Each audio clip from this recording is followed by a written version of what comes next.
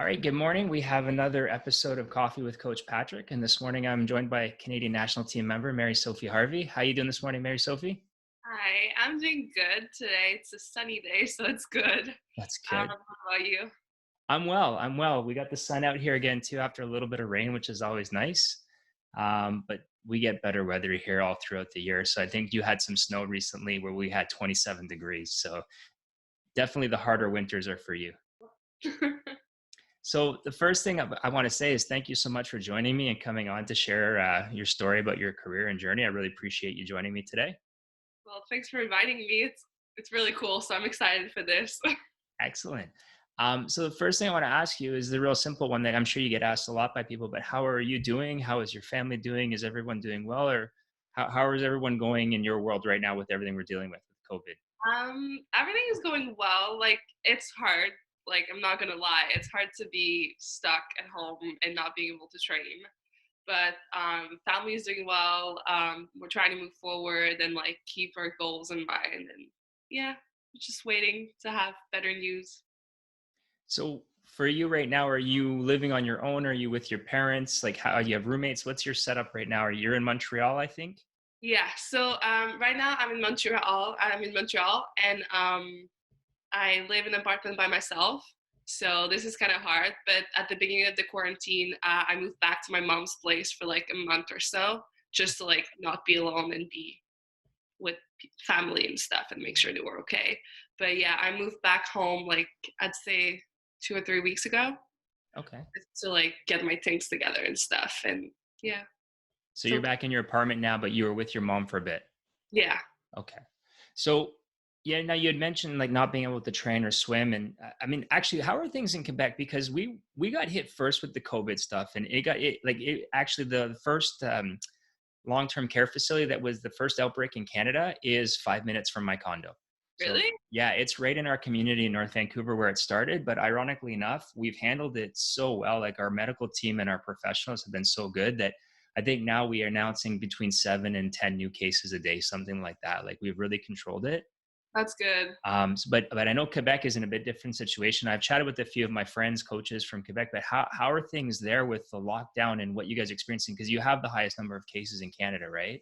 Yeah, it's pretty crazy because like the number of cases is like so many per day. We have like over 100 per day usually.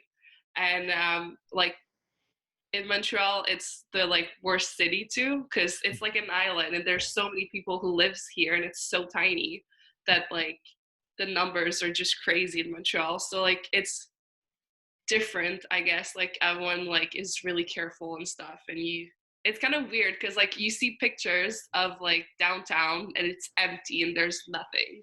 Really, So yeah. yeah, it's really crazy. Like on St. Catherine Street, there's no one, and usually it's so busy. So it's really different, and like everyone is trying to be more adaptable with the situation, but it's okay in general. It's okay, Andrew. You know what's Yeah. funny is that you made me think about like we're just about I think it's probably about now where it starts, but festival season in Montreal. So anybody in Canada who's not been to Montreal in the summer is the greatest city to be in Canada in the summertime. Like the festivals and everything that's going on and all that stuff I imagine has been canceled for this summer. Yeah, it's really sad. I was looking forward to it, but yeah, everything is canceled and we're just like waiting to have, I guess, like better news Mhm. as like the number of people infected and stuff like that, just like to get it under control. So with everything like that and everything that's going on, are you like what are some of the rules like for you being able to train from home? It's probably been a while since you've been in the pool. Unless you have access to someone's like here people are doing the backyard pool thing a little bit or I Yeah, know some people go and which swim in the ocean. um, yeah, so I haven't been in a pool in a while, mhm. sadly. Like I'm in an apartment, so I don't have a pool in my backyard and stuff like that. But I've been doing a lot of running, which I don't particularly like, but I got to do some cardio somehow. Yeah. So I've been doing a lot of running recently because nice weather is coming out, so it's nice. And dry land, I have a bunch of like stuff at home, like Mhm. medicine ball, stuff like that, just to keep Just to moving. Yeah, to keep going. So you say you go with the running. I know that a lot of swimmers tend to run like I call it like baby giraffes trying to walk for the first time, and it's just limbs everywhere. And So used to be in the water, and yeah. when we get on land, we're like, oh, what's going on? Well, actually, that makes me ask you then, did you do any other sports when you were young? Did you do anything other than swimming? No, I only wanted to swim because both of my parents were swimmers. Yep. So I was like, oh, I want to swim. But as I grew, I always wanted to do like other sports because I was always like pretty good in like other sports like soccer and stuff like that. Mhm. But swimming was taking so much time that my mom was just like, no, no, no, no, no. You stick to swimming. I was like, okay. So you didn't really do any other sports much at that point. It's too bad now, right? Because that's where I find it's a little bit helpful whenever you have to think, okay, how do I train for swimming without water, right? Yeah. Like Um, I wish I did other sports, but it's okay. so whenever it comes to your training and everything like that, and having everything stopped, I guess that I mean you've probably been asked this question, and it's kind of don't really like the question, and yet I'm going to ask it anyway. But like, how do you deal with that mentally whenever you're ready and it got stopped right before we were ready to go? I mean, you were already starting your taper, things were lining up, and this is the moment you've kind of been waiting for, right? Yeah. For 4 years to get ready for trials. So how was that first initial kind of reaction whenever you found out, okay, it's postponed or canceled, and then just the process of going through until we found out it was being pushed back to 2021? Yeah. Um, I think my like response to it was like, okay. So basically we went on a training camp in Florida for like taper camp to get ready for trials. Hmm. And as we landed, we had a day off and then we were supposed to have a swim meet, Okay. like a small one, just to like see where we're at before trials. And like everything led like everything went downhill and swim meet was canceled and then the next day like, oh, everything's closed. And like I guess it didn't really hit me at first because I was like, oh, okay, like it's gonna be like what, like 2 weeks or so, Hmm. because we didn't have any clue like how long it was gonna last. So I was just like, oh, okay, like 2 weeks, I can do this, like it's fine. But then it went on for longer. And then I guess like the hard part was not knowing how long it would be. Like we don't know when it's gonna end. So like that's the main hard thing that ooh. Um I would say like the hardest part is not knowing when it's gonna end. But overall I think it's okay. Like I was okay because everything we've worked for isn't lost. Hmm.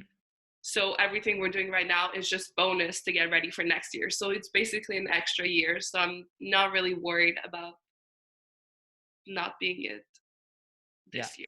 No, that makes perfect sense. And I've heard that from a lot of the swimmers that I've talked to, and even with my athletes that I work with, right? And it just gives you more time to get better and be at an even more improved and higher level when the time comes up. And you're right, it was tough whenever it first got announced. Like when they first said, okay, everything's going to be postponed or we're not canceling this. And I'm a bit of a weird planner type person. So I basically started studying the numbers and I looked at it all. I said, it's not going to happen. And I knew right away, but that's the hard part, I guess, is at first you're like, okay, it's going to be 2 weeks, but then we'll get back at it. We'll be training and we'll maybe do trials in May or July. And it's just never knowing. It's almost a sense of relief when they say, okay, it's postponed or canceled for a year. And then Yeah. you can reset your mind. It's that first few weeks where you're waiting, right? That's the hardest part. Because I was just like, I'm still training hard, but I don't know when trials are going to be. Are the Olympics going to be postponed? Or like so many questions that like no one could answer. Yeah. We didn't know what was going on. But yeah, like now that we have a date and like, okay, trials are going to be next year in April and then Olympics are going to happen next year. It's kind of like, it's nice to have a plan and to look forward to something. I think that's the thing that people don't understand about our sport that aren't really involved in it is as coaches and swimmers, without that plan, you start to get a little tense and lost, right? You need to see the roadmap. Um, no, it's interesting because for us, whenever we found out, so we were at the pool one day and we were talking at practice, and I said, no, we're still going down to Florida. We're still doing our staging camp. Everything's good. And then the next morning, we were at practice. I said, okay, guys, we're going to cancel Florida. We're not going to staging camp. And then within 4 more days, the pool shut down and we couldn't swim. But Yeah. that's how quickly everything just came to be. And everything just went full stop. So it really does. I was trying to say, somebody said, what does it feel like? I said, it's like driving 200 miles an hour and then stopping suddenly. And you just feel like everything just stopped. Yeah. Right. So I wanted to ask you, like, I love documentaries and sports stuff. And there was this little thing about Connor McDavid where he really hurt his knee at the end of last season and he had to do his rehab for this year and he had all these options. But anyway, because he was rehabbing, he wasn't able to be on the ice or skate. So as a hockey player, and I kind of equate that to a swimmer, not being able to swim. And one of the things in the documentary that his trainer said is like, they had a list of things or deficiencies or little weaknesses they'd always wanted to work on and address, but they couldn't because they didn't have time. But now because he couldn't skate, so like a swimmer can't swim, they had time to address things and try different sports and different things to learn how to fix little core issues. So I'm just curious, is there anything that you've talked about with your coaches or trainers to use this time to maybe fix some weaknesses that you don't normally have time to address because of your busy schedule? That's a good question. So I've been like, me and my coach, we've been talking like once a week, like every Friday, to like do like a reset of like everything that's going on in the week and like what our plans are and stuff like that. And we haven't really like tried to new stuff like together, but like for sure on my own, I'm like trying to like learn new skills, like specifically mentally try to visualize stuff and look at my races and see where I can be better. And like for sure I've been trying to do that.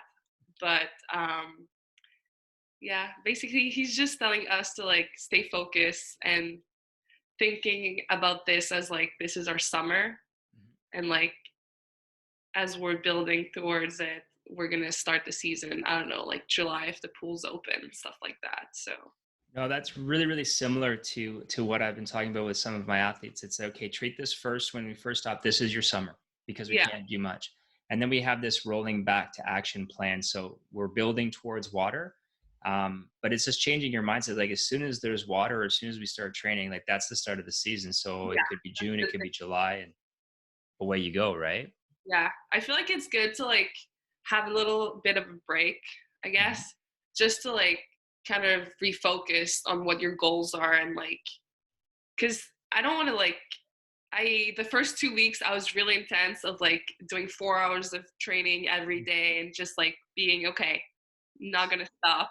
But Yeah. like I have to, like this is my summer. When the pool are going to be back, I'm not going to take 2 months off. Like this is Well, my that Well, that's it, right? It's like in the summer, you maintain, you keep your flexibility, you keep your overall fitness, but you need to have your break because once you start again, you're not getting a break again, right? yeah. And that's kind of the mindset that people have to have. You made me think of something whenever you were talking. So, in this time frame and having this layoff, you mentioned you didn't do other sports, and your parents were both swimmers, and I think they both swam at the national level. They were high level swimmers, and you started really, really young as a competitive swimmer. Yeah. So, is this the longest stretch in your life that you haven't been in the water as you can Not remember? yet. So Not yet. basically, I was injured back in 2018 after Commonwealth. I Okay. got injured for like the longest of time, and I was out of the water for like 3, 4 months. Okay. So yeah, so that was long. So right now, I think it's like a month and a half. I haven't been in the pool. Hopefully, it won't be long now. But yeah, Okay. So, did that experience of getting injured in 2018 and having to be out of the water, that almost help you for a situation like this where you're not in the water, where you've kind of somewhat been through this before? yes.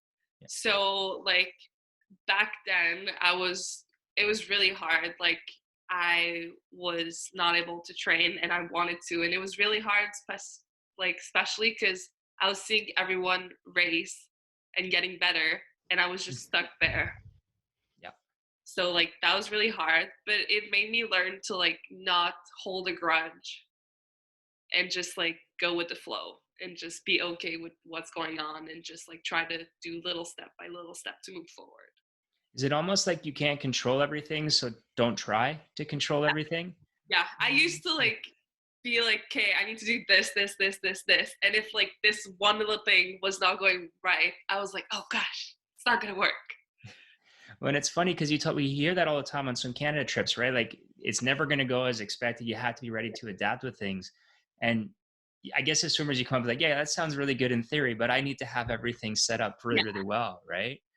No, it's funny. I have a joke with my swimmers. I said, guys, you know what? It doesn't matter if we're shut down for a bit. You know, I've got this. You know, I've got you all set up. We'll be good. And they're like, oh yeah, okay, we're good. And then that's that, right? But it took years and years and years of convincing people and getting them to just be confident. I think that's going back to what you said earlier about mental health and just being focused and being able to handle different things, right? Yeah, like it's so important as an athlete to be able to be flexible because Yes. like you don't know what's gonna happen. Like that happened, we didn't know, Mhm. and like it's okay. Yeah, and you just roll with it, right? I think the one thing that I've heard from a number of people is that the one thing that helps with this COVID thing and not being able to swim is that the entire world is affected by it versus one country. So it's almost knowing that everyone you compete against in the world is having to deal with this in some way, shape, or form. And then you kind of realize how important the actual virus and crisis is and how we're really fortunate, I guess, that you get to be a competitive swimmer, an elite swimmer, and this is essentially your profession for right now. Does it change that not having the swimming and being out of the water? Does it make you appreciate it a little bit more or differently than you had previously? Yes. Like, yeah, I really miss like being in the water. I feel like when you do it every day, you don't realize how much you like it Hmm. until you don't have it.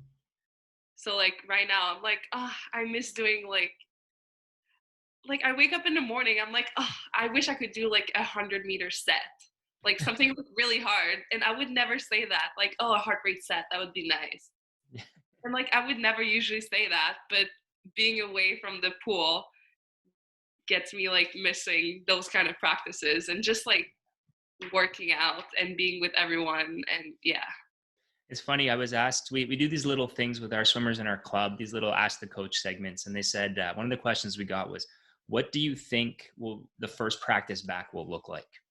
And I said, well, it'll look like the first practice of the season. You're going to have a lot of smiles, a lot of people super happy to be at the pool. And as coaches, we're not going to have to try very hard to get everyone in the water right away. Even if it's 5 o'clock in the morning, they're all going to get in Yeah, right away.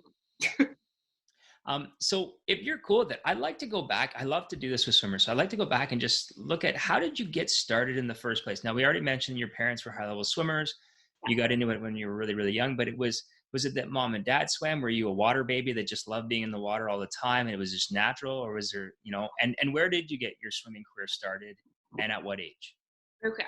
So basically, yeah. So my mom and my dad were both competitive swimmer, and they actually met while they were swimming. So That's yeah, it's kind cute. of cool. They were on the same university team, and that's how they met.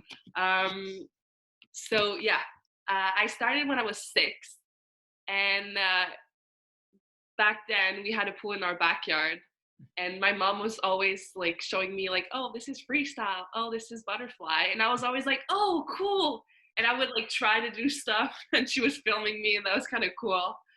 And I was like, oh, I really want to swim and stuff like that. And then my mom was like, okay, we're gonna put you in like a club. So I knew like the basic already. Yeah. So they like straight up put me in a group at 6. And I was with like a bunch of 10 years old. So I was like Okay. really young. And I remember being there, and I arrived like in the middle of the season. And the coach was just like explaining the practice. But like I didn't know anything. Like, what's a 50 on 50? Like, I don't know. So she was just like explaining the whole practice and like, oh, okay, we're gonna go a blue top. And then everyone went. And I looked at her and I started to cry. And I didn't want it to go in the water. I was like, what is this? It's So, so funny when you're young, right? And you just get in and you look around and it's like a deer in headlights. You just stop, right? yeah. And like it's fine now. Like we see a practice on a board. We know what it is. But like for non-swimmers, Oh yeah. it's so weird. It's like a different language. Absolutely. Well, and you think back, like I have a small daughter right now, so every day she learns something new, but it made me think like it's no different than when she was a couple months ago when she learned she had a belly button, for instance, right? But you look at a board and a set and it's like, I've never seen this before, but everybody knows what they're doing. And then you're younger and it can be a little overwhelming, right? Yeah, yeah. So after that, they put me in like the club, like the small with the younger ones. Yeah. Yeah. And I did like all my levels. They had like 5 different levels, and I got stuck at level 5, and I did it 3 times because I couldn't do breaststroke properly. Oh, really? Yeah. And isn't that a little bit ironic given how good a breaststroker you've become, right? Yeah, it's kind of funny. Like Yeah. I couldn't do breaststroke, and they were like trying to teach me like the breaststroke kick, and I couldn't get it. I was like, what? It's funny. I share that similarity because whenever I was really young, I was in swimming lessons and they kept failing me for my badge. And it was like colors. So it was really a long time ago. But I said, what am I doing wrong? He's like, when you do breaststroke, your head goes under the water, but it's supposed to be a red cross where the water has to hit your forehead. I couldn't do it. I couldn't swim with breaststroke without putting my head under. So I kept failing. So funny.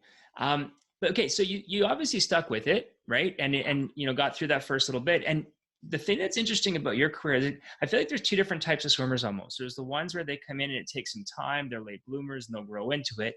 But then there's athletes like yourself where it happened really quickly, right? You came from swimming parents, you swam when you were young, and it didn't take long and the success came. Yeah. So like it was like I was just swimming and having fun. Mm-hmm. And like I didn't really realize till like I'm older and like look back and be like, oh, okay. But like, yeah, so I was in a club, I guess, when I was like 7 or so. And back in Quebec, like we had like provincials. Yep. And it's like per age, right? So it's like 11 and over, like 11, 12, 13, 14 and stuff like that. Yep. And so yeah, basically we had like A times and then like B times, I guess. Mm-hmm. If I could explain it like that. No. So basically, yeah. So at like 8 years old, I had my B time for 11 years old, but I couldn't do it because I was only 8 and I had to be 11. So I had to wait. And then I'm 9 years old, I had my A time and I still had to wait. Mm-hmm. And yeah, I think at like 10 or so, I had my age groups, but I couldn't do anything. Mm-hmm. So I just like was waiting and stuff. So like, it was not really, it was fun for me because I was so far ahead during my races, but I guess it didn't really help me for when I would be older and have to race people. Right. Yeah. So did you find like coming up, I always see this sometimes, like I've had a few swimmers that were really good age groupers. I've had some guys that have broken some age group national records. And I think in your career, you've broken something like 5, 6, 7, 8 of them. Like you've broken a bunch of age group national records, right? And I always find like they come up and I've had swimmers say, well, I just thought it was going to be easy. Right. I thought because I was always ahead or I got up and I just loved to race and it was fun. And I always thought it was going to be easy. And for you came through, like, if I'm not mistaken, you went to your first juniors and were winning medals and winning gold medals at 11 years old in the 11, 12 or 12 and under age group at Canadian age group nationals. Yeah. So like, yeah. So when I was 11, I was actually able to do like the big meets. So that was cool. And like, I did like all the meets, like I had, age groups. That was like back in 2011, I think, at like Montreal. So, yeah. The one where like they had so many people. It was crazy. At Pac Jean Drapeau, right? Yeah. Yeah. So yeah, that was like my first big competition. I was like, oh, this is cool. And I remember that was like the 400 IM, and my time used to be like 5:21. And in the morning, I just went and did like a 12-second best time or so, and I went like 5:12, something like that. And that was when I broke my first provincial record. So I was like, oh, this is cool and stuff. And then at night, I dropped another 6 seconds and went like 5:06. And like, I remember getting my medal and I was like, oh, this is cool. And going back to my teammates and they were just like, what? And I was like, wait, what's going on? And then they were like, well, you just got your senior cut. And I was like, oh, what's that? So like, I was just having fun. So yeah. And that's the best part. I always tell swimmers, like, qualifying standards, you get those. Now, they usually don't happen when you're 11, but Yeah. you said it, like, I love what you said just there. It's like, I was just having fun. I was just swimming. Like, when I hit the wall and I saw the time, I said, wow, that's a really good time, or I'm really happy with that, or I won and I got my medal. Or, but you don't actually think about some of those things when you're young, No. Like, right? I realize now that like overthinking things doesn't help you swim faster. Hmm. So like I went to a phase later that like I had to focus on every little details to like make everything work so I could swim fast. But I realized that like when I'm just having fun and not thinking, that's when I do best. So I find that interesting because, like, you went through 2011. It was your first time at the national level with the junior nationals, and you were awesome, right? Had a great meet. You made seniors, and then at was it 12 years old were you when you went to Olympic trials? Yeah, I So you was got, the youngest. yeah, 12 years old at Olympic trials in Montreal, which is Yeah. really fun, in the old Olympic pool. So what was, if you can remember, what was that experience like being on it? Let's be real, being a little girl Yeah. at Olympic trials, watching all of your heroes and racing at the same meet or in the warm up tank with all the swimmers you look up to. That was really cool. I was so clueless back then. I was just like, oh, this is cool. And I remember like I had the 100 fly. I had like 3 or 4 events. And like in my head, I was like, oh, it's fine. I'm going to come last. I don't care. And I was just like watching finals and just enjoying the meet. And yeah, I did like pretty good times and Mhm. like ended up almost making, because back then they had like A, B, C, and D finals. Yeah, they had a lot of finals. I think Yeah, they were going as far as it might have been 30 deep or something like that. yeah, yeah, Like, yeah. Because yeah. I was like first alternate in the 100 fly to like be in the D final, and I was like, oh, this is cool. No, I remember that because we had, it was the same thing. Our saying in our club was always, because that was my second year at China and I had a really good group of young swimmers, but they were young. And we used to always say, it's like we're 4 years early for the prom. We're here, we're swimming well, we get to watch finals, but we're almost there, right? Yeah, Um, but that ended up being a pretty good year because you went through 2012 and I think you got to go to North American Challenge Cup that summer yeah, in yeah. Edmonton. That was cool. That was kind of funny too, because like back little like going back to like that meet, I didn't know any English, and I remember seeing everyone when someone was winning, right? They had to do a little interview of like, oh, how's your race? Are you happy? And stuff like that. And it was always in English. And I remember after the first of final, calling my mom and be like, I can't win any event. And then she was like, what do you mean? And I was like, I can't talk in English. I know nothing. Like, I can't do this. And my mom was like, it's okay, you'll learn. And like I finally learned, but yeah, like at the North American Challenge Cup, I didn't know any English. So that was kind of fun because I was with like 12 other girls and they were like trying to talk to me and I was just like, yeah, It's so fun. People forget about the language thing and how sometimes it's difficult. yeah, Because I think back, I've got Tim Zhang, and his first language is Mandarin. And I remember whenever he first won at trials, and everyone immediately, as soon as the race ended, everyone's like, "Oh my God, Tim's got to do an interview right now, yeah. and he's got to get out of the water." And I asked him, I said, "At what point did you realize you had to do an interview, and did it hit you?" He's like, "When the microphone was in my face, and I didn't know what to say." But that's the thing. I think that's the hard part about swimming. Like, you see other sports, but when you finish a race and get out and get an interview when you're catching your breath, it's one of the hardest things to do, to It's speak so and to find hard. your words. You're like, I just finished the 200 fly. Let me breathe. Like, Because people always get like, well, that was a hard interview. It's like, yeah, no kidding. It's pretty yeah. cool. I couldn't really hear you well. I'm like, yeah, sorry. Sorry. Okay, so that was really the launching point, right? So we look at 2012. You go to Olympic trials, and I'm sure at that point, and at being 12 years old, you're like, okay, like this is really fun. I like this level, and you got to experience those high level things. You went to North American Challenge Cup, and then your junior career was just a hell of a ride. Like, if you look at it on paper, you would think, well, she didn't have any struggles or challenges because you went through, like I said, breaking age group national records, like I say, like looks can be deceiving, right? Yeah. But age group national records, and like, I write down a couple of things so I don't forget. But like, you went to the 2013 Canada Games, Yeah. and for Quebec, and you were only 13 years old, and at that time it was an 18 and under team, so you were really young on that team as well. Yeah, I was the youngest too. Yeah. So you won a bronze medal in the 400 IM, and then that summer you went to the World Juniors, and I think those were in Dubai. Yeah. Yeah, because I think James was on that team with you, if I'm not Yeah, he mistaken. was. Yeah. And then 2014, the Australian age group champs, you did the 2014 Junior Pan Packs, where I was on that team with you when we went down to Hawaii. You won a silver medal in the 200 IM at that. Yeah. And did you not win a medal as part of a relay, maybe 4x1 medley or 4x1 free as well? Yeah, I had 3 medals. So Three I had medals. like the 2 IM individually, and then I had the 2 relays. I think 4x1 free and 4x1 medley. Yeah. So, and you did that. And so you're at Junior Pan Packs at 14 doing that. And then in 2015 Junior Worlds, where you won a couple silver medals individually in the 4x2, a bronze medal in the 4x1 free relay.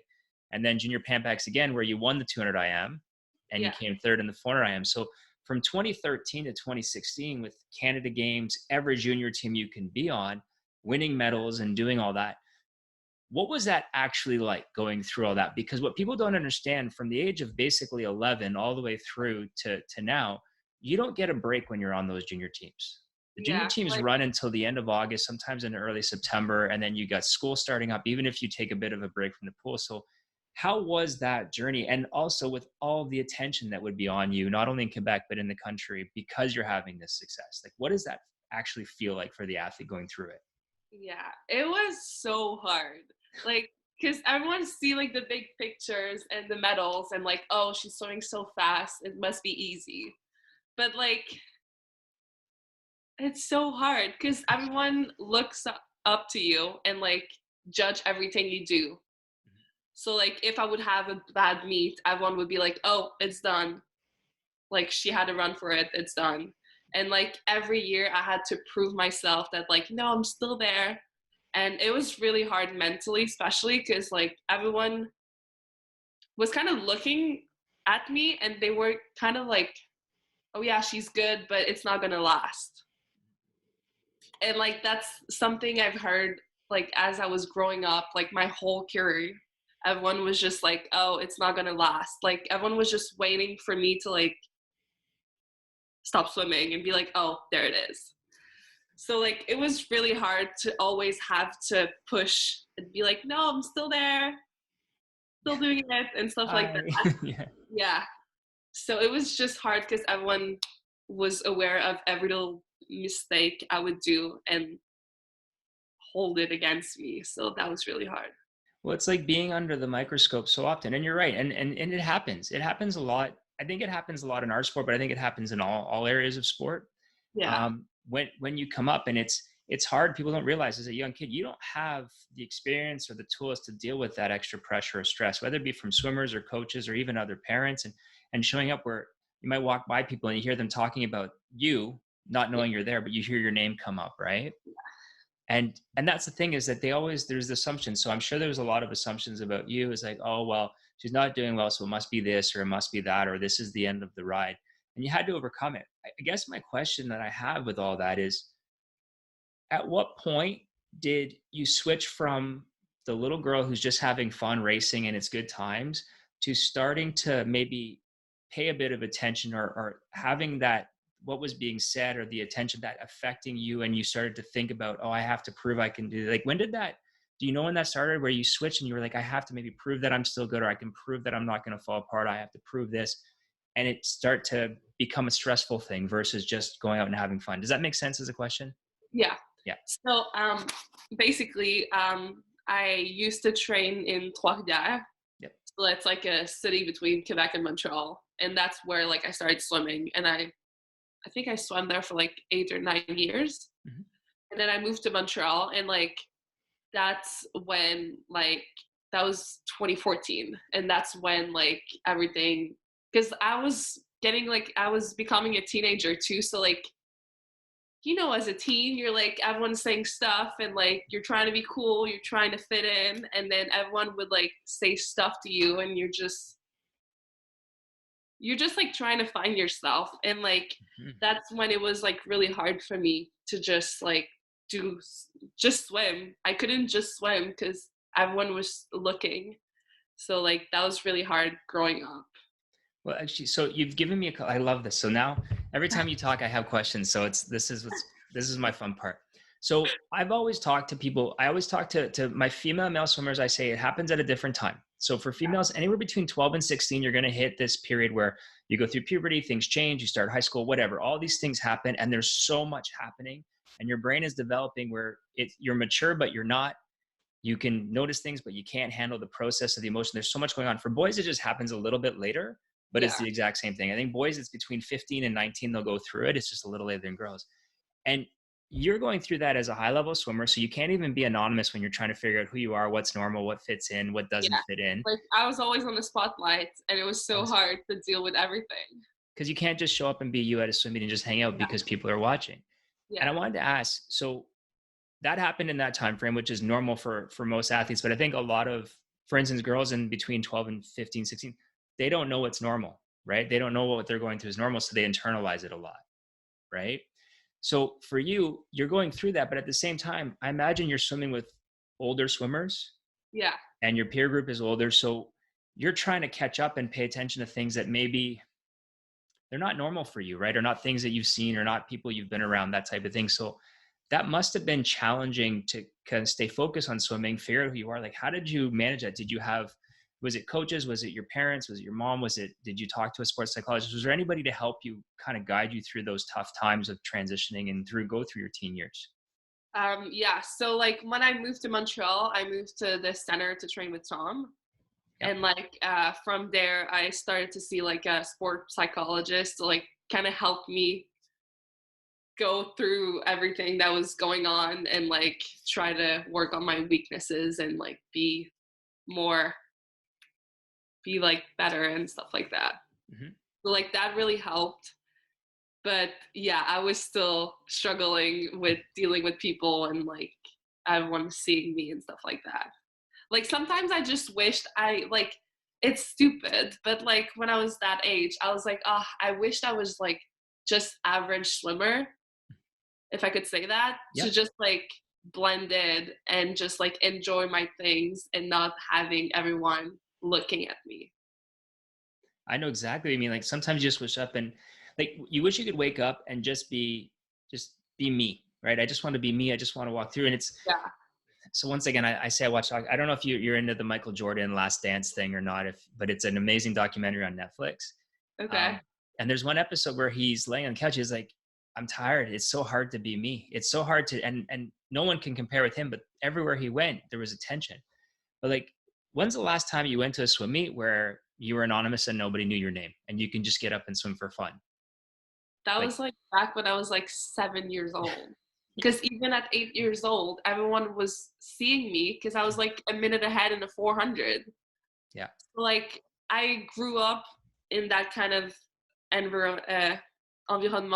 Right. Yeah. Yeah. That environment, that whole Yeah. thing. Like I grew up around it. So like now I'm used to it and like I've learned to deal with it. But like growing up was so tough. Well, I wanted to ask you, so there's a couple of things from that. One, and I just thought of this now, but was it challenging? Were you hearing people say that this is going to be the next great Quebec swimmer, or she's going to follow in the foot? Like, who was there a swimmer that you were compared to, or that you were going to be the next this or the next? Because there was a lot of really good female swimmers that came out of Quebec ahead of you. Like, was there ever those comparisons that started young, whether it be in your club or in the province? Like, did you ever have to experience that? Yeah. So back when I was like 11 or 12, I would say like my best stroke was like butterfly. Mm-hmm. So everyone was like, oh, like she's going to be good like Catherine Savard and stuff like that. And like that thing kept bugging me, not because I didn't want it to be like her, but like I wanted to be my own person. And I feel like it's something that like most people do. They're like, oh, like there's this person that's really good and then oh you're good so you must be the next one, but I feel like everyone is different. So like Michael Phelps, like if someone is like really good, they don't want to be compared to him, they want to be like their own person. And like that's something that I was always like no, like I'm Mary-Sophie. Like I'm not someone else. Like I don't want to be them. I want to be me and do my own things. I love that. Like I'm not trying to be the next Catherine. I want to be the first Mary-Sophie, right? That's the whole thing. And I think that people forget that sometimes because the comparisons are always there, especially when you start breaking records or you break Yeah. provincial records and age group national records. And then it just, the spotlight gets a bit brighter. Yeah. Right? So as you've gone through, you, like you said, you started off in Trois-Rivières, you swam at Mégo, right? Yeah. And then you made the move to the center in Montreal. And that's when you started working with Tom. And you worked really well with Tom for Yeah. quite some time, right? Yeah. And you had a lot of success. And then it really kind of went from the junior stuff to the senior success, I guess, in 2017, Yeah. right? And it really took off. And I'm going to tell a little story. I don't know if you remember this, but I remember in 2017, because where we were in the pit area by the warm down tank, I don't remember which race it was because you swam a lot of really great races that one, but you came back. And I think it might've been after the 200 free or the 400 IM. I can't remember which one it was, but I talked to you and I congratulated you. And I said, well, it must feel pretty good. Like you're feeling pretty confident. You said, I'm so nervous. I still get so nervous. So can you tell me about that? Like, even with all the success, you still show up at the big meets, you get nervous. Is that something that you've gotten better in the last couple of years, or is that just normal for you? You get the butterflies before you race? I always get butterflies. It's so nerve-wracking. Is there, is there anything that you've worked on to do to help with the nerves? Like what's your, I love asking this question. Sorry. What's your ready room routine? When you go into a ready room, what's your routine? Like there's all kinds of people, right? Like I feel like it could be a meme where you have the different slides of different people in the Yeah. ready room, the quiet one, the angry one, the music, the dancer, the singer, like who are you in the ready room? Okay. I'm definitely like, I have a lot of energy in general. And like, I'm definitely not, like the one who's like super focused and like stressed, doesn't talk to anyone and stuff. I'm like the complete opposite. I have Okay. music on, I dance. If people talk, I'm gonna join. And I just try to like get loose before the race to not like, because I don't want to overthink it. Mm-hmm. Because like during the race, you're not gonna think about like, oh, like you don't have time to think. You just need to race. And it's gonna do it by itself because you've done the training behind. So you just need to like trust your training and everything's gonna be well. Absolutely. And you made me think of something. So you talked about it. Whenever you race, like it, I always say this to young coaches. They have a young kid. They're Yeah. 10 years old, they're 11 years old, 12 years old, and say, okay, before you race, now remember, I want you to think of this. And the kid is nodding along. And I said, the kid didn't hear a single word you said. And if they try to think of all of those things, they're going to go incredibly slow because it's not going to look good at all. Yeah. So at what point did you find in your career there you went from thinking about what you were going to do in your race to just thinking about it in training, having a plan, and when you get up, almost switching off the thinking and letting your instincts take over to be more natural when you race? Is there a point where that happened? Is it still a I'd say process? like when I started to train with Tom, like he really helped me to like figure out like what I needed to do in training to be better at racing and then not think about it in racing because like your habit is just gonna stick during your race. So I'd say like around like 2014, 15, like when I started with him, he really helped me to like be able to race without overthinking it. And did you find that once you started to do that, then the races became way more natural? And did the fun almost come back a little bit more with the racing? Definitely. Like at the end of like 2013, 2014, like I enjoyed swimming, but I was like, it's so stressful and I don't enjoy it as much as I used to when I was younger. Mm-hmm. And then I guess like when I started with Tom and like he made me learn a new way to look at things, like it made me enjoy it again. So that was really cool. Do you find whenever you looked at it a little bit differently, and what it sounds like is the transition from being a young age group swimmer into being a senior swimmer, Yeah. and the way that you looked at it? And did you find that looking at things differently almost slowed everything down and just made it simple? Yeah. Like I struggled, like back then I struggled with like being consistent. Mm-hmm. So like that was one of my struggle, but like I was enjoying the process. So like it was fun. That's good. And that's That's the one thing that I've heard from every athlete I've ever spoken to that gets to a high level and does it. They always say, like, I enjoyed the process. I trusted the process. And then as I went through, the success came. Yeah. And a lot of people forget, but there's so many things you cannot control whenever you race, that you only have to focus on things that you can control. Yeah. Right. It's hard to not control everything though, but yeah. It is. Well, and what is the thing I would say? At the end of the day, the nice thing about your sport, unless you go open water, you're still going to have your own lane, your own water, and it's not full contact. So you're in control of everything that you do. Yeah. Right. Although it would be funny, 2 blocks in one lane and it's full contact swimming. That's a whole new sport, maybe. That would be so bad. Oh, Like I scratched someone, I'm like, oh my God, I'm so sorry. And they're like, they just keep swimming. keep They're like, I going. don't care. And I'm like, oh, I'm sorry. So you're the apology type person in the warm-up tank, where there's the other people who are like, they swim with fists and they're just the bruisers, right? Yeah. I wish I could be like that. Be like, I don't care. I'm gonna do my warm up. But no, I'm like, oh no, sorry. And still right now I'm like this. And I'm like, what am I doing? So you're more the person like, yeah, I'm going to change lanes. I'm going to go over here. Yeah. That's I look at the lanes and I'm like, ooh, there's too many people there. No. So like I go over.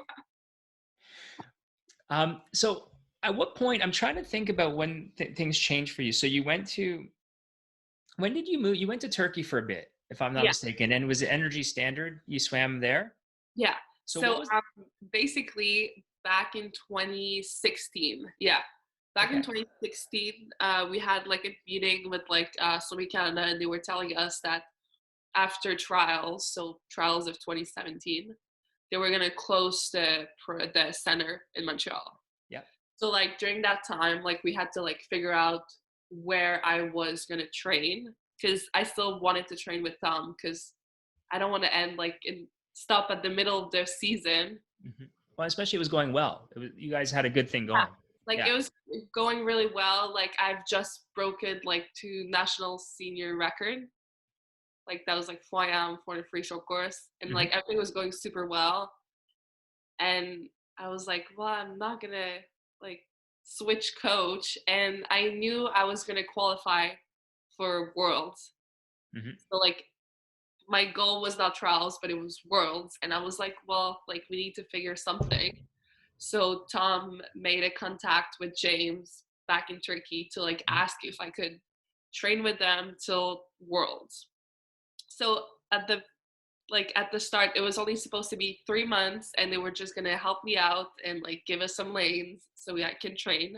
Hmm. And I did a couple of meets with them, and I guess they really liked me and like liked how I train and how I represented them. So after Worlds, they asked me and Tom if I wanted to stay. So I said yes, because I was like, that was super cool. Yeah. So, um, at that time you were what, 17, 18, around that age, or? I was 17, yeah. 17. So how was that experience like going out there? Now it's a couple things, like, so people who don't know, like Energy Standards in Turkey, and it's a complex, right? It's like a Yeah, university for sport. it's really weird because it's in a really, really small city. And I think there's like 500 people who lives there. Like Okay. it's so tiny, but there's so many hotels and stuff. So it's like super touristy in the summer. Okay. But it's like there's those big hotels and stuff, and then there's like a small village. Okay. So like if we stay there the whole year, there's not really a lot to do. It's pretty empty. Yeah. Yeah. So yeah, we stay in this big sports arena kind of, and we sleep there, eat there, and pools are there, weights, everything. So that's a nice setup. And the other thing is, too, you were around some pretty high end world class swimmers. So like that environment every day when you go to the pool, it's hardworking, dedicated, talented. Like Yeah. it has to have been a really cool and positive experience for you to be in that Oh environment. my gosh, yeah. So you know, like when I was younger, I used to like listen to people talk and be like, "Oh, this is Sarah Sjöström. Oh, she's so fast," and stuff like that. And like training with them made me realize that like, oh, they're normal people. And like that was the main thing. And it gave me so much confidence too, because like I knew I was working hard in Mhm. training, but like I never knew how the rest were doing. Like, Yeah. oh, Sarah's so strong, she's so fast and stuff, but like she must train so fast and stuff like that. And Yeah. like you get those ideas because you don't know what to expect. And I guess it gave me so much confidence because like I was racing them. So I was like, oh, okay, so I'm not too bad. And I guess like during that 3 months, it gave me so much confidence and like it really helped me to, yeah, To take the next step. No. oh, like I deserve to be there. Cause I used to be like, what am I doing there? Well, and it's funny. I hear that from a lot of swimmers, and unfortunately, it seems to be a Canadian thing that I'd love for us to break, where it's like, yeah, I'm doing well, and I'm at Worlds, or I'm going to this meet or the Commonwealth Games, or Yeah, I'm at these events, but these other people are just, they must be doing so much more than me, or they must be so much better than me. And I think just going and training is like, no, they're normal. She's a human just like me, and she's got to train, and she has good days and bad days. yeah, And then all of a exactly. sudden, once you don't have them in a level above you, it just becomes that much easier to get up and say, no, we're just racing, right? Like, yes, she's really good, but I'm really good too, Yeah, you yeah. know? It's like, it's crazy because I used to be like, oh my God, like the first practice, I went fast the whole practice because I was like, I can't look bad. Like, I need to keep up. But then I realized I was like, oh, they had bad days too. So, okay, that's good. And then I would get a couple wins when like they would have bad days and stuff like that. And then it's just, oh, okay, they're human. Yeah. Well, and then once you go to race them again, you know them, right? Yeah, And then it's it's the not as same thing as, scary. yeah, because if you think about when you went to your first trials, or you were in your first ready room at trials in Canada, Yeah. and you didn't know anybody, and now Yeah. you go into a ready room at trials in Canada, like they're all people you've been on teams with, it's all people you know, and then you might Yeah. see that young girl or whoever's coming and following what you did. Yeah. And it's the same thing on the international stage. Once you get to know them, it just becomes easier and easier and easier, right? Yeah. There are people like you and I. You guys are just in that small percentage of elite world class athletes, right? Um, so you stayed there. I think you did the whole next season. And then Yeah. when did you move back to Canada? What was the decision? Because I mean, actually, I do have one more question. Because you moved at 17. How did that affect you? Did you take a break from school? I mean, I that would have been the age you should have been in online. CEGEP, right? Yeah. So I did CJEP online. Okay. So that was hard because like everyone, like no one was doing school over there, and I was younger and I had to do school. So like that was really hard because I had to take like classes and still train. And it was not like the schedule was not made for someone that would study. Hmm. So it was really hard to like balance everything and stuff. And like for sure I took a bit less classes than I would usually do. Hmm. So I was doing like 2 or 3 classes instead of like 5, just to like keep my brain busy. So with that, whenever you came back, so what age did you come back to Canada? Was it when you were 18? um 18, 19, yeah. 18, 19. Okay, so you stayed there for that 3 months and then another full season, right? Yeah, so basically so that was like 2017, and then went on 2018, and then that was Commonwealth in Okay, April yeah. 2018, and that's when it all went downhill. Did you get injured at Commonwealths? Yeah. Okay. So well, kind of. So basically, like I always had like shoulder problems Okay. because I'm like I don't know if it's the right word in English, but like hyper flexible kind Yeah, of. hypermobile, yeah. Yeah, like hypermobility. Yep. Okay, yeah. So like I've always had trouble growing up with like my knees, shoulders, and like all my joints and stuff. Hmm. And like I was training a lot with Tom. Like we do a lot of mileage and stuff, and like sometimes my shoulders would hurt and stuff. So we had like to cut a little bit of training and like get better, fix it, and then move forward. So it was always like 2 steps forward, 1 step backward, and then just trying to move like that. And so yeah, so at commies, like shoulders were not super well. I got pink eye Oh no. on, yeah, I always have crazy stories on every team. Something happened. So you're Every, that person. That's you. yeah, You're the I'm that person. person that's so unlucky like that. But Okay. yeah, so I caught pink eye in the village. Yeah. So yeah, so like I was rooming with Sarah back then, so she had to move. So I was by myself for like a whole week.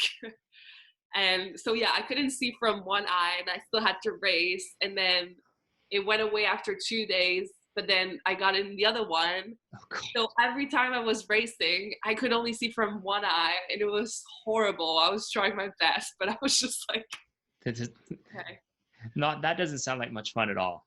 that was not fun. And I was just like, gosh. Yeah. So with that, so what made you decide then afterwards, like, okay, like my shoulders are bad. It's time to like, I have to take a break. Was it a doctor? Did you visit with a specialist? Like, Yeah, what was the so process for that? yeah, so basically like went on to Commonwealth and then went straight back to Turkey. And usually like Turkey, I used to do 3 weeks there, 2 weeks at home. Okay.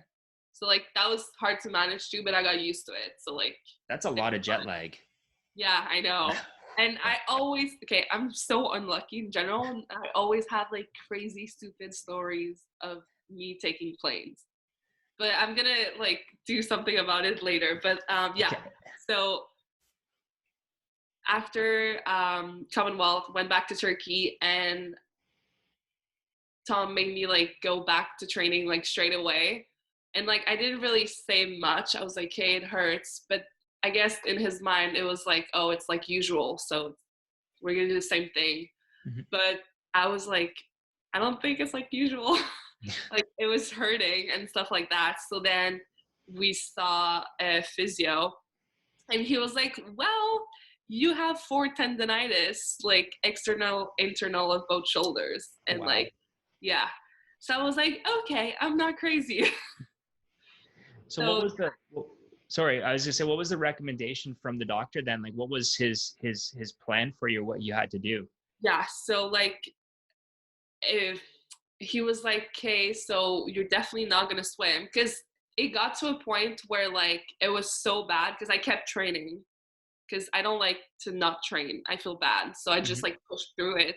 But it got to a point where like lifting a fork was painful, and it sounds silly, but like lifting a pencil, I was like, ow, and I was in like constant pain.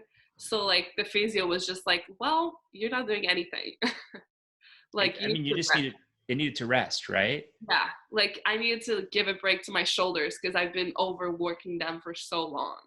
Well, people don't realize by the point where you're 17, 18 years old, I mean, you've got how many millions of meters on Yeah, those shoulders, and right? like I started so young too, so like a lot. Yeah, it's a lot. And so the interesting thing with this is you have to take that break, and I'm sure that was challenging from a mental standpoint because I mean you've been building yourself up and you're where you want to be, and then you have to take that break. So did you struggle at that? I know you mentioned earlier about how when we talked about being in the water, but did that did you have to like work with your sports psychologist or with psychologists? You have like did you go through a bit of a downtime or depression in that point because having to stop completely just like that like Yeah, it was so hard because it happened in Turkey too, right? And like at that point, I was like, I was always struggling. So when I was there, 3 weeks, 2 weeks, Mhm. I was always struggling the last week because I was like sick of it and I wanted to go home, see my friends, see my family because I was away from them. Mhm. So like it was like hard even when I was training. So the fact that like I was stuck there, not training, and like I had the whole day to think about, and I had the room to myself, and I was staying there the whole day because I couldn't do Mm. anything. And I think I stayed like 4 weeks of doing nothing there, and like I was seeing everyone train, and I couldn't. So like everyone was on different schedule, and I felt so lonely in that time. And I was like 17, That's 18, 17, 18. Yeah. see, that would be hard for anybody at any age, but to be 17 or 18, like I would be like, that's really, really hard, right? Yeah. Like it was so hard. And like I didn't tell anyone like how I was feeling. I was just like keeping it to myself.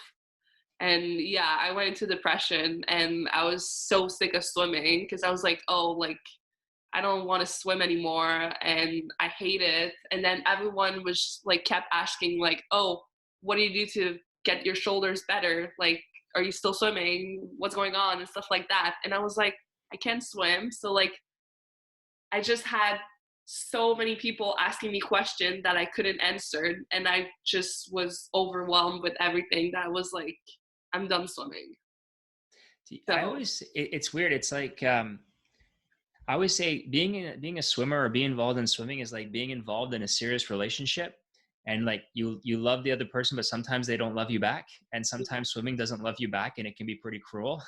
yeah, But like the other thing too about that is when you can't do it, or like I know for me, like I got injured really young and I ended my swim career. I was 14 and that was it. I could never swim. So like I'm a coach, but I was never going to be an elite swimmer.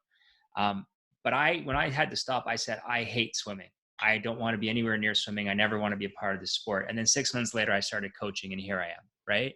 So did you find that you got angry with swimming because you couldn't do it, and just because you loved it and you controlled whether or not you did it, you could take it out on the swimming, or just like, I don't want to do this. I'm mad at you. yeah, Yeah.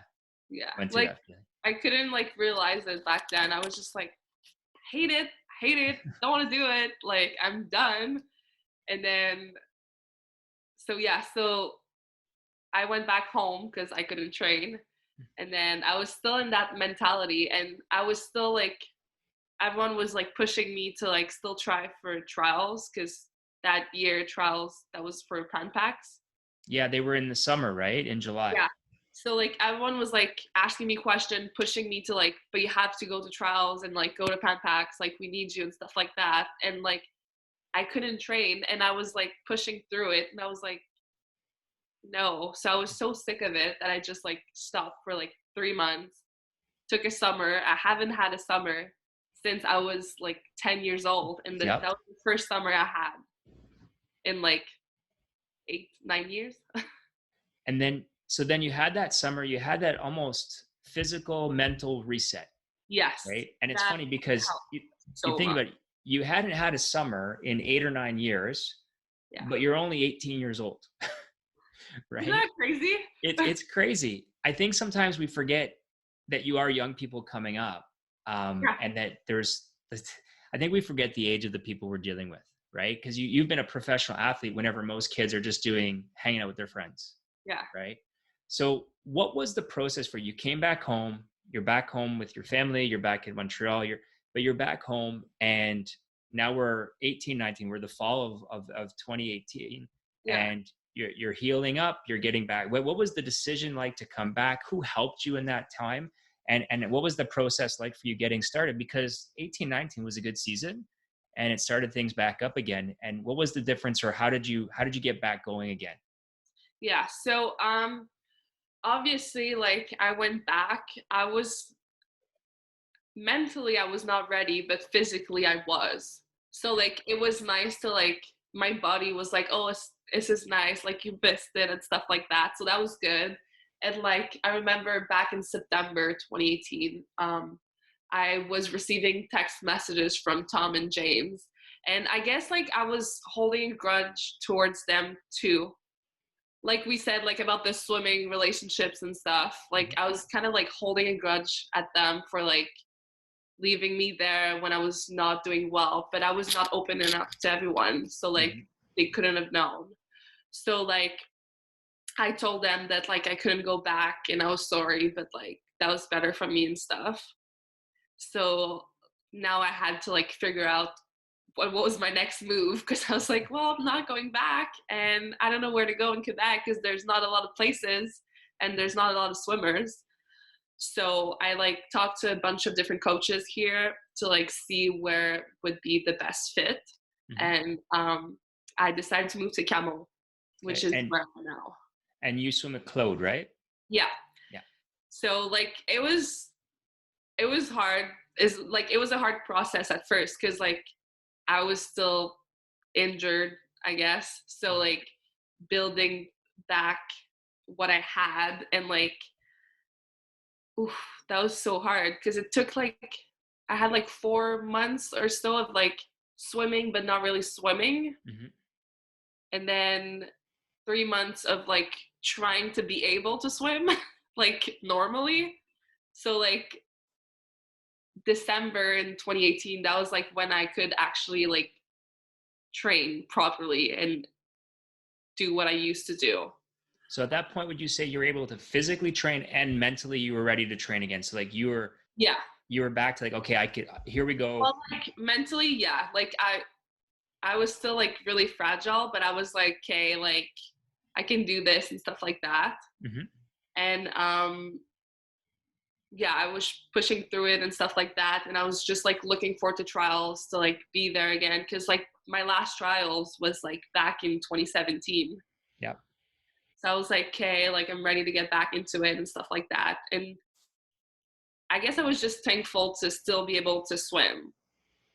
So I was enjoying the process more and like enjoying everything and just having fun. So that really helped.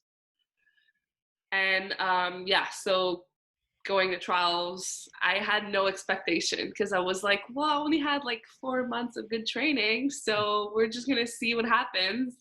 And yeah, it went well, I guess. It worked out pretty good. I think you ended Yeah. up getting to go to the Pan Am Games, Yeah. So right? like my goal was just like to make a team Hmm. and goal achieved. So I was happy. Well, and then it's funny because you run a real big parallel with James, right? So James took 5.5 months off after 20 in the end of 2018, like the same time where you were injured. Yeah. And then we came back, and what we talked about is just let's build back up, and Yeah. you'll be yourself probably by the end of the summer, Yeah. and you'll be where you want to be, and it'll set up your Olympic year. And we just That's had exactly what happened. yeah. And listening to you talk, it's like, yeah, that's exactly it. And I know for James and I, it was just fun working together without all these pressures and expectations that he had put on himself, Yeah. right? And I guess like it was easier too, because like I've been like technically like out of like everyone's sight for so long Mhm, that like nobody had high expectation for me. mhm. So it's kind of if I was not in the spotlight, I was just like doing my own thing and it was so much easier and I needed that. Do you find that it allowed you to almost, I don't, I don't want to overstate it, but like almost like fall back in love with swimming or find that joy that you had of why Oh you yeah. started in the first place? Yeah, yeah, yeah, definitely. And did you find it helped like with James and Tom, like great coaches, great system, great setup, elite athletes, you've got everything you could possibly ask for. But the one thing they didn't have for you there that probably had an effect on you with your getting back to swimming is your family, your friends, like people, your loved ones that you could kind of lean on. And like you said, you didn't really speak up to those guys with what you were going through emotionally, but Yeah. maybe back home with family and friends you could. Did that help or did that play a role? Yeah. Like I love to like talk and be surrounded by people and like in training, I'm always like talking and stuff. And I couldn't really do that. Like I was still like outgoing and like talking and training and stuff, but like I missed doing stuff outside of swimming because it was only swimming there. Mhm. But like I feel like it's so important to do other stuff too. Otherwise you get stuck in it. Yeah. Do you find it challenging to find things now? I'm just going to be really, really blunt about this. Yeah. Montreal has a lot of really fun things to do for young people that don't mix with swimming in any way, shape, or form, right? So do you find it challenging being like, what are you, 20 right now, being 20 years old? And most 20-year-olds are they're free and clear. I say your 20s are where you figure out who you are, and then you build your career really well in your 30s, right? So you're in that beginning phase of figuring who you are, but you're also trying to be dedicated and focused as being an elite athlete. Do you find it challenging to keep a positive social environment outside of the pool that supports your swimming? Yeah. Do you have trouble with that, or like, because I think that would be hard for anybody, Yeah. um, especially people who don't like to be alone, who like to be social. Yeah. So like back in 2018 when I was injured and I had like my whole summer, that's when I was like, oh my God, this is life. This is so cool. I've missed all of that because I was always training. And like I just went crazy and I was like, oh, this is so much fun and stuff like that. But then like after like 2 months of doing it, I was like, well, I miss having a schedule. I miss doing this and stuff like that because I grew up doing it. So like now like I know like what I like and what I don't. And like I guess like if you surround yourself with like people that have kind of like the same mindset as you. It's just like bring positive energy in and out of the water. It's 100% correct. And I love that because you cannot really truly, like anyone can tell you, I'm sure you've been told that by coaches. You have to hang around with people that are similar, have similar goals and the positive people around you. And that's really great to tell that to a 15, 16, 17, 18-year-old. But you need to learn it on your own. I think Yeah. we fail to realize that you have to learn things on your own. And unfortunately, at times you got to make mistakes, Yeah, right? definitely. Like, yeah. Like how do you learn if you don't make a mistake, right? um but it's like, in a way, the injury kind of helped you reset it. You moved back home, you had to take stock of what your priorities are, what's important to you, what do you need to be successful, not just as a swimmer but as a person.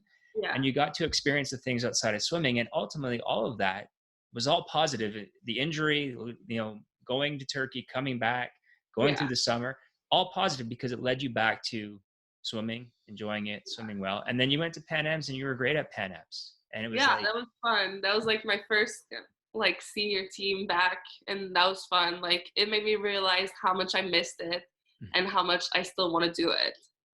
so did that kind of give you that confidence, almost like once you got to Pan Am's and you were there? And I've talked to a few people that were on that team, and they said the one thing about that team is it was a lot of fun. Yeah, Like it was you guys so much just, fun. yeah, you had a great time. And that's what I always think back when people ask me, well, what was the trick? Because I know some people have said after Junior Pan Packs in 2014, we got back and I had coaches come up and say, I don't understand. What did you guys do on that trip? Everyone talks about how much fun it was. And It that was team, so much fun. It was my favorite junior team, the it, 2014 one. oh, it was so much fun.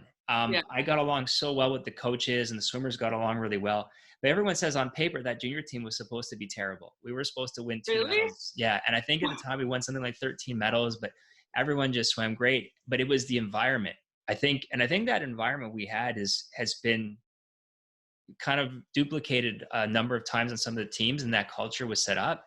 But it was a lot of fun. And that's what Pan Am Games was. So having that fun team environment, like people are still working hard, they're still racing hard, but having that enjoyment with your teammates, that must have a positive impact on how you race.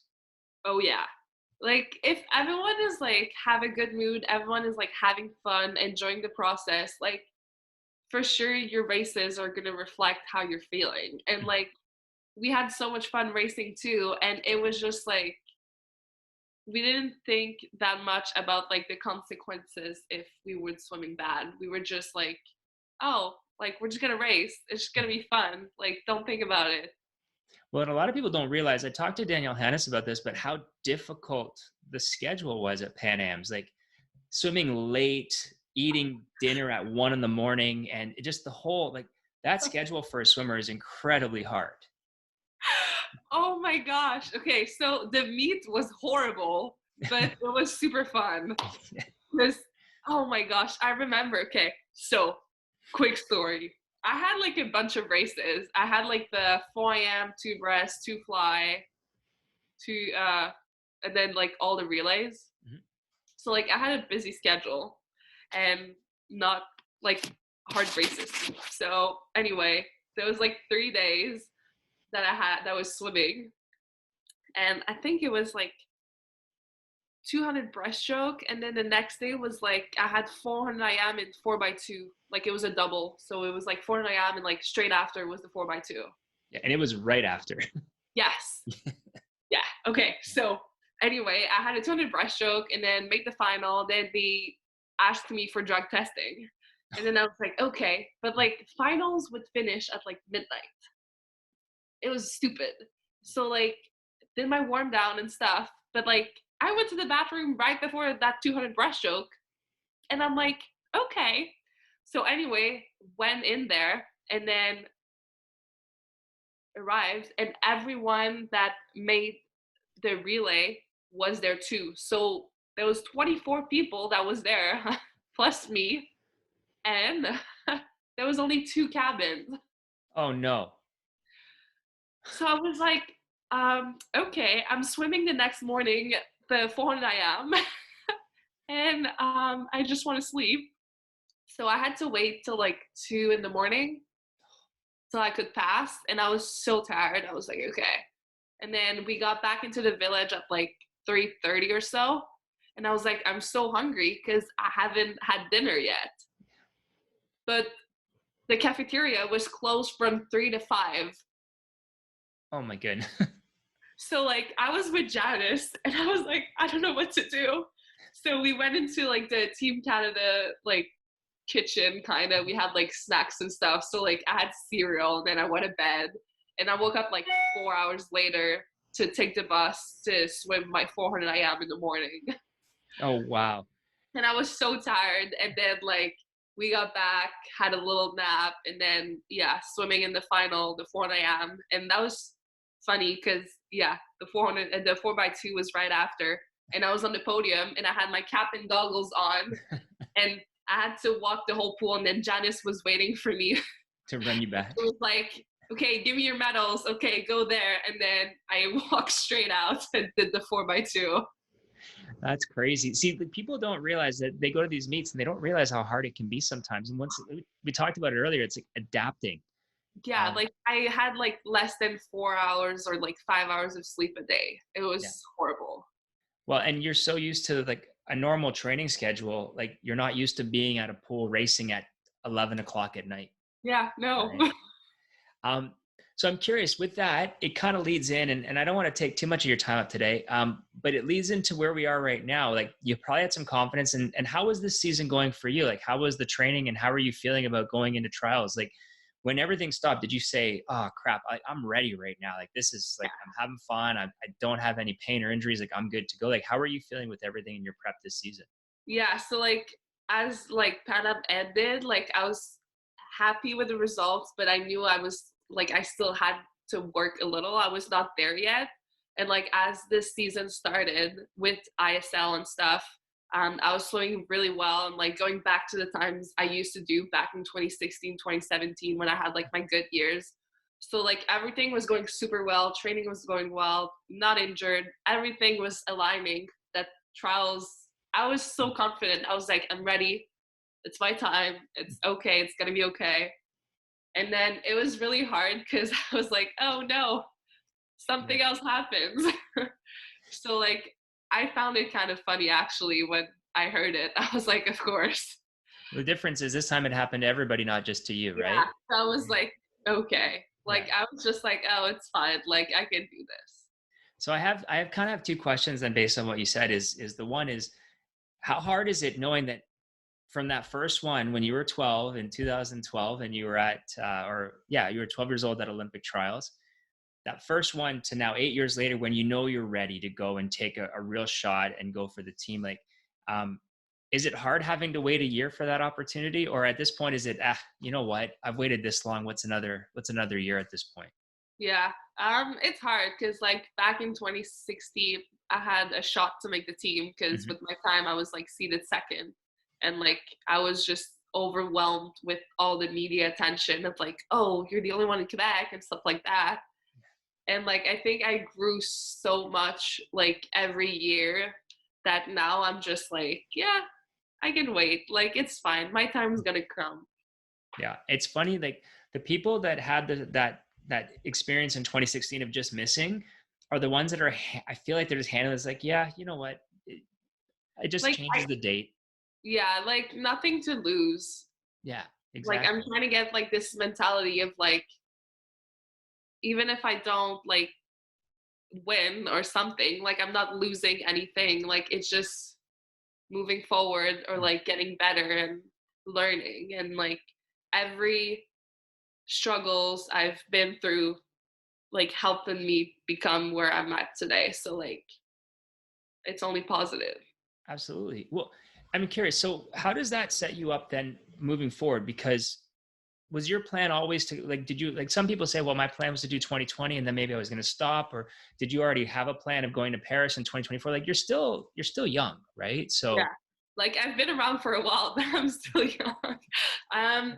Yeah, so like after 2018 when I was like sick of swimming and stuff, I was like, okay, I'm gonna go for 2020 and then stop. That was like my plan. But then with ISL that happened and everything that's going on and stuff, like it made me realize and how well I was swimming that like, oh, like I can go on again, like I can keep doing it.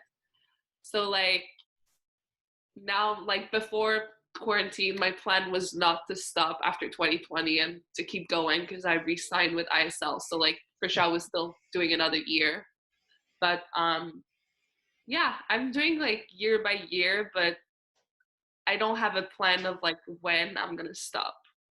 So you're just gonna like I like that. It's like I'm gonna stay on the ride and I'm gonna keep prepping and planning until I feel like it's my time to walk away.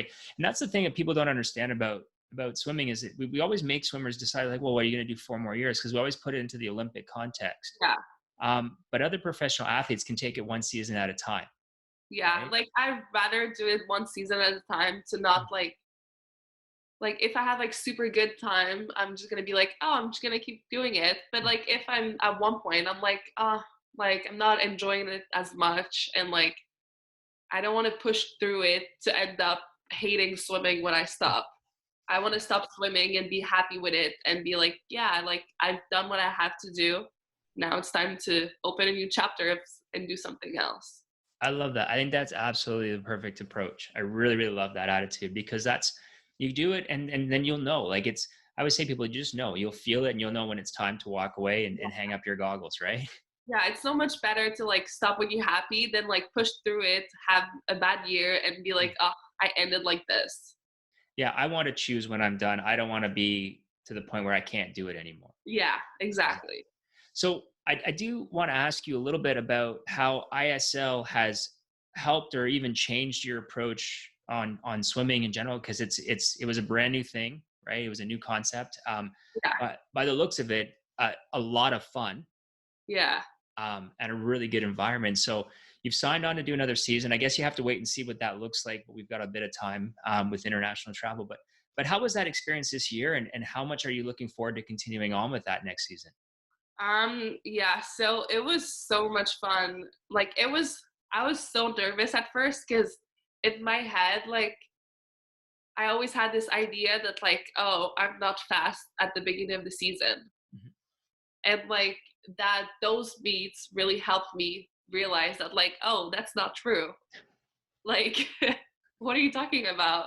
So yeah, it really helped with my confidence and like being like, oh, I still got it. I can still race them and like I can still race like international swimmer and be okay and not make fun of it. Like, So did you find that it helped you realize that you can have a bit more confidence early season, and you know it almost it dispels a thing you thought about yourself, like, oh well, I can be fast and I can get up and I can do these things. Like, did yeah. that just give you more and more confidence as it built from meet to meet as you were going through the fall?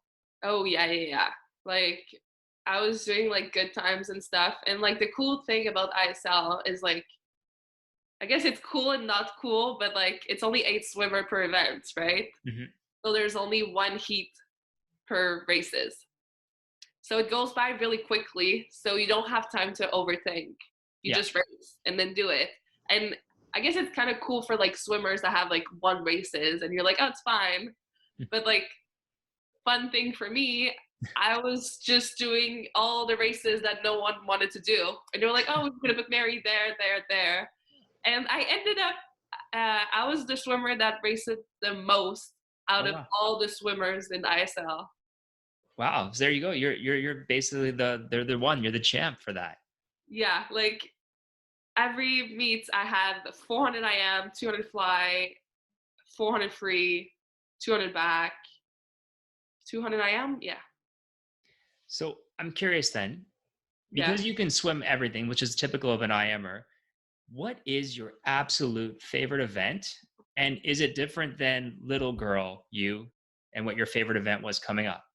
Okay, so I have this thing that I feel like every year there's like, I don't know if it's like that for every IMer, but I feel like every year there's one stroke that like is going super well. And it always like depends on the season. Mhm. And so yeah, this season was like backstroke is going super well. I don't know what's going on. I enjoy it and stuff. Um, but yeah, when I was younger, it was butterfly. So I was like, yeah, I'm gonna be 100 butterfly, and then I tried a bit of the 200, and I liked it, and then I stopped doing 200 butterfly till last year because I was like, I'm scared of it. But I guess like I've always really enjoyed doing 4 a.m. Okay. Like as I was younger, it was always the 2 a.m. That was like my bread and butter. But like towards 2016, it became the 400 because it's so much fun. You do all four strokes, and it's so much strategy going into the race. Well, you have to be everything for the 400 IM. You have to have endurance, but you have to have speed. You have to have great turns. You have to be able to swim all four strokes. And you can't have a weakness because you can't fake 100 meters of a stroke that you're not good Exactly. at. And Right? it's so much fun because I enjoy racing it, and I enjoy watching it because like you see everyone's strength and weakness. Like, oh, okay, this girl's first, so she's like really good in butterfly, but then this one is good in backstroke and she's gonna catch up, and it's like it's fun. Well, it's interesting you said your backstroke was swimming really well this year because if you had to pick your weakest of the four, I guess it would be the backstroke, Yeah. right? So that has to really be exciting going in to swim the IMs if your backstroke is doing well because the other three are phenomenal, right? Yeah, exactly. Like with Tom, like I used to like always come back really hard, and like that's what we worked for too. Mhm. So like I knew that my breaststroke and freestyle was like really good, and my butterfly and backstroke was not there. So like with Claude, it was like the exact opposite, and like we really worked on like going out fast and not be scared of like if I die, like just going, and at one point you're not gonna die, you're just gonna do it. Yeah. And I guess like they're so different, and it's just like two more pieces of the puzzle that I needed to like make that good 4 a.m. So I was like really looking forward to do it, but gonna have to wait another year. Yeah, you're gonna have to wait a little bit. I love the strategy. Like coaching IMers is my favorite thing because you have to think of everything, right? And you Yeah. really have to plan your week to make sure nothing gets missed or neglected. Um, so when you were looking at going to trials, like it's really great that you're phenomenal at all these events, and that's a Yeah. fantastic thing. But it comes a time where you have to pick and choose. I know, and it's so hard. So do you just start with the IMs and then figure out what events fit around them? Like how do you go about selecting for a swim meet? Like, you know, It's so hard because, like, okay, so with Tom, like, I was swimming everything, but I knew what my 5 events were. So it was always like two 4 a.m., two 400 free, and 200 breaststroke. okay. So, like, that was like at trials, I would for sure swim those 5. And, like, that was it. And it was easy. But with Claude, since at the beginning, when I started with him, I told him that I wanted to, like, start doing 200 fly again. That's another event that I add. Yeah. But then backstroke is going super well. So I'm like, oh, there's 100 and 200 back. So I'm like, that's 8 events. That's too much. Like, what do I do? So it's really hard to like manage everything and figure out what I would do. But the plan was actually to do some backstroke at trials Okay. for the first time ever. Like I've never done backstroke at trials. And yeah, so I was gonna like swim 4 a.m. for sure and 200 butterfly. And the hard thing was the 200 IM and 200 free was back to back. So like I was gonna enter both and like see how it goes because Mhm. it's It's true. hard because you've got the 200 IM where you're one of the top 200 IMers, and you've got the 200 free and there's a relay, and Yeah, that would be a tough decision for sure. yeah. So like that was really hard. And then I was gonna do the 100 backstroke because that could be fun. Like I've never done a backstroke tapered, but like I feel like it go pretty good. So I Mhm. was excited to see where I was at. And yeah, I haven't done much breaststroke with Claude, so I don't think I would have entered the 200 breaststroke. Maybe like to have fun, but I knew I was not gonna have a spot in the 200 breaststroke. Yeah. I think it's interesting when people look at events and how they're going to set up the structure of their meet. I always find that fascinating because you have to really pick and choose and manage yourself. And I think when it comes to trials meets, I like to look at what's the event order at trials, but also what's the event order at the swim meet if it doesn't match to see Yeah, what will actually work and things like that. yeah, it's Um, so hard. Like especially for IM swimmers, because we can swim everything, and so we need to like really choose. It's not like you're a breaststroker. It's 100, 200 breaststroke for sure. They're not gonna be on the same day. mhm. So Well, it's that's like it. yeah, so it's a no brainer. You're like okay, but Well, yeah. sometimes like we spend times like, yeah, so much time thinking about what I'm gonna race. Well, that becomes a challenge, and then trying to figure out how you can get all of those races at all your meets to actually prep and train for everything. So Yeah. it's the most fun thing in swimming to coach a well-rounded IM swimmer, but it's also one of the biggest challenges, right?